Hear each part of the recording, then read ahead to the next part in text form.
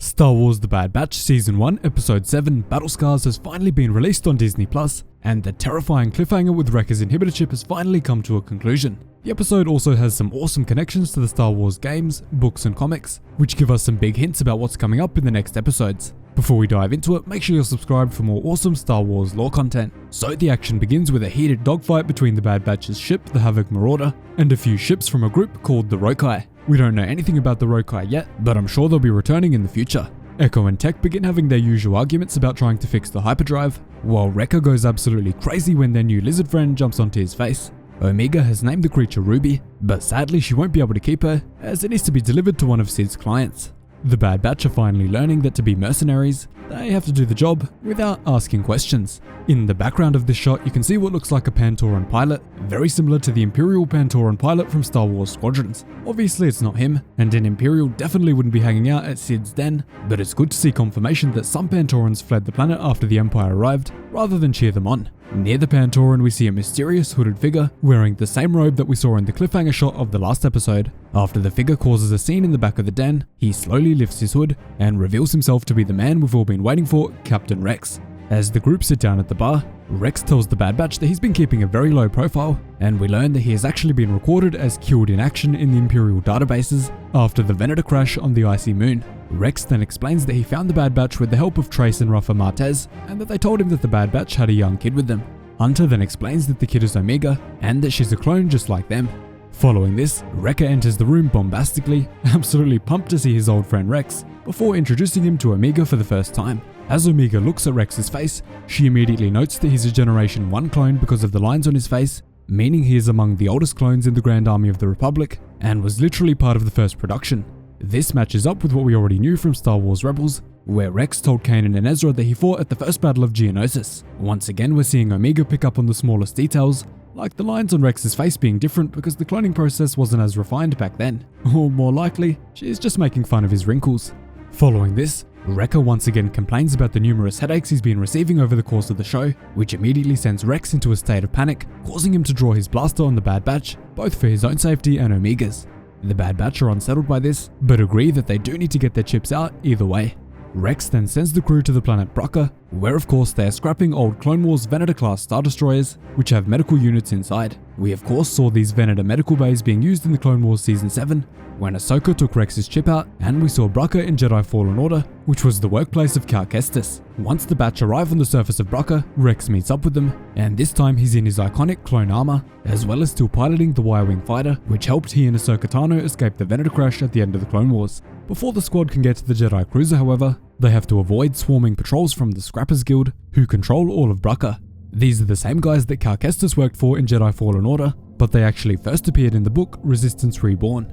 As the group are walking towards the Venator, Rex mentions that he discovered the existence of the inhibitor chips through Fives, but hauntingly tells them that he didn't realize what his brother was trying to tell him at the time. We of course saw this play out in the Clone Conspiracy arc of the Clone Wars Season 6. I'm just really surprised that Echo didn't ask more about this, but maybe we'll get more closure on that in future episodes. While the Bad Batch try to cross a rope on their way to the medical bay, Wrecker's weight is a little too much to handle, sending him plunging down into the mouth of a Dianoga. Dianoga are often seen in trash compactors and general areas like this, so it's no surprise to see one here. The first one was of course seen in the trash compactor in A New Hope. As Wrecker is being scanned for his chip, Omega is deeply distressed and warns the others that just because the chip surgery worked on Rex, it doesn't mean it's safe. We of course saw the true danger of this with Clone Trooper Top, whose chip malfunctioned during the war at the Battle of Ringo Vinda, where he executed Jedi General Tip La. Following this, Hunter begins to talk to Rex about their experience on Kala with Depa Billaba and Caleb Doom, and every time the words Jedi, Padawan or General are mentioned, Wrecker's chip seems to become more and more aggressive. Very cool little details, and shows you just how powerful these behavioral modifications really were. Unfortunately, moments later, the event we've all been dreading finally comes true. Wrecker's inhibitor chip is finally pushed over the brink, and he immediately snaps into the pre-programmed behaviors placed into his brain, threatening to kill all of his brothers for violating Order 66. I have to say, Wrecker in such a serious and dangerous state is truly a terrifying sight. After this, Wrecker is on the verge of killing Omega, filled with hatred for the traitor, but thankfully Rex rushes in behind him and stuns him out of action. They then bring Wrecker back to the medical bay, where they begin to remove his chip, and Rex mentions, "I've never been on this end of it before." This means that he still hasn't helped Wolf and Gregor remove their chips yet, so we'll probably see that event in the upcoming episodes. Following this, Wrecker finally does get his chip out, but he doesn't wake up for some time, leading Omega to wait by his side until he wakes up. When he eventually does, the two share a touching moment and keep the tradition of eating Mantel mix after every mission. That was awesome to see. After this, the rest of the Bad Batch get their inhibitor chips out with success, and it doesn't look like they suffer any lasting damage. But we'll have to see about that. Going outside of the ship, Hunter walks up to Rex, who is speaking with a mysterious contact over his comms device. We couldn't really hear much of the conversation, so we can't really gather who it is, but it could be the Martez sisters, with Rex reporting the good news, or it could even be someone else who knows how to get Wolf or Gregor, since we now know that they don't have their chips out yet. The major thing pointing away from the Martez sisters is that it does sound like a male voice on the other end of the line, and actually even a similar voice to D. Bradley Baker himself, which could mean that it is Wolf or Gregor themselves. You may think that they would still be serving the Empire at this point, but it's possible that their chips were also damaged before the Clone Wars ended because of two major factors.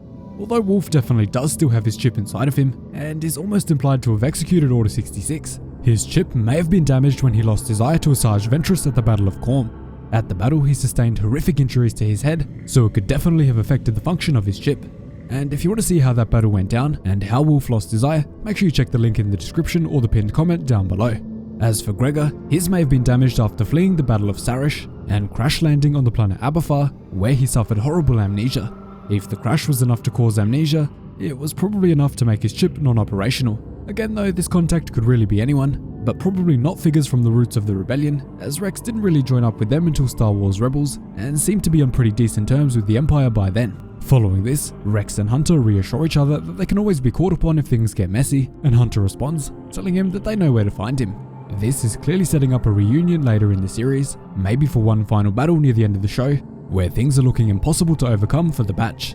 Either way, we definitely haven't seen the last of Captain Rex, so that's something to look forward to. Now after this, we get two Bracca scrappers approaching the Venator where Rex and Hunter just parted ways, and they immediately alert the Empire that two intruders are on the Jedi cruiser.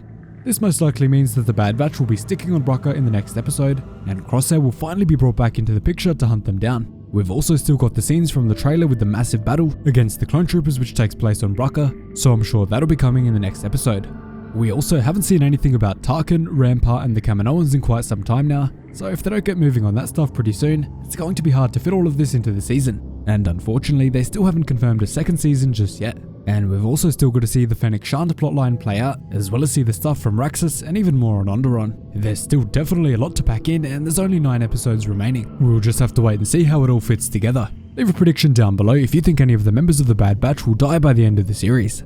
So that is my full breakdown of Star Wars The Bad Batch Season 1 Episode 7, Battle Scars, which marks the return of Captain Rex, and the removal of the Bad Batch's inhibitor chips. Thanks so much for watching, really hope you enjoyed the video. Cheers guys, hope to see you in the next one.